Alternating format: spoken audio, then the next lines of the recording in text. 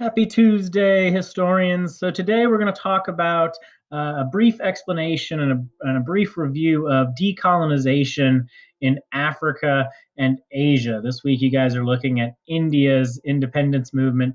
Next week we'll be looking at Africa's many independence movements. But today I just want to kind of review what effects of decolonization there were and kind of how these places got to this point.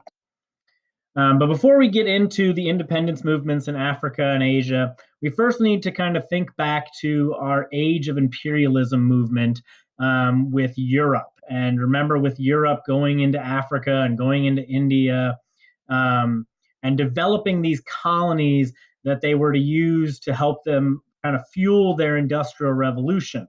And fueling their industrial revolution, there was a focus on pulling out raw materials. Remember, that was a big part of imperialism, not giving back and not putting into these colonies, but simply pulling and taking out of these colonies raw materials in order to use to make final products back in the industrialized European countries. But with things like World War I and World War II and Europe becoming increasingly vulnerable and increasingly weaker in the global political system, these colonies started to move towards a sense of nationality and a sense of hypocrisy when it referred to the European countries.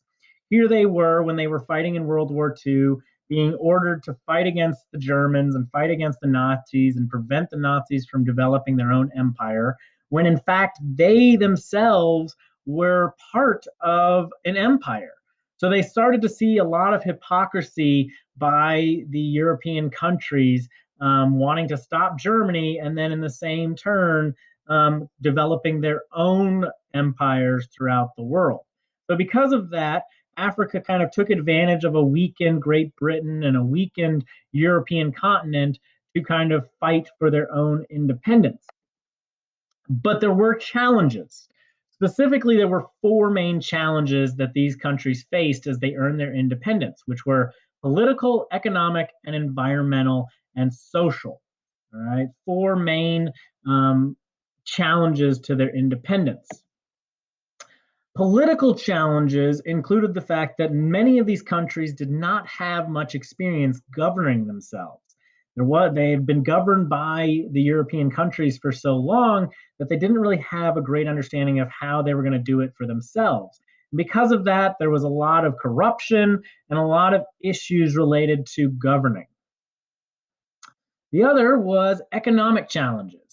During that colonial period, during that age of imperialism, because Europe was constantly taking out raw goods, there wasn't a whole lot left for Africa to use. Very few industries were established because all of the raw materials were being taken back to Europe and turned into final products there. And so a lot of these places weren't as developed, and so they struggled economically to find their way. They also had environmental challenges, specifically desertification and deforestation and drought.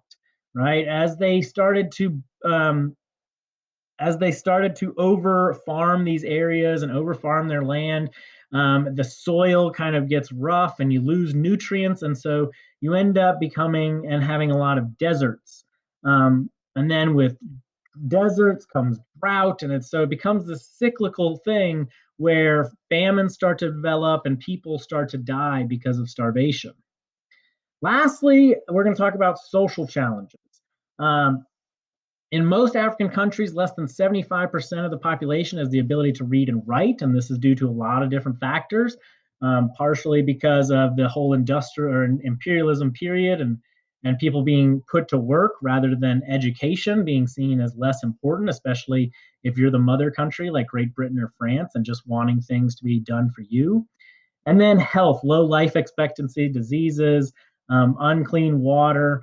Again, European countries had kind of taken over and over for years all of these resources and not put in for these African countries. That is kind of a brief overview of the independence movements in Africa and Asia. If you have any questions, please let me know.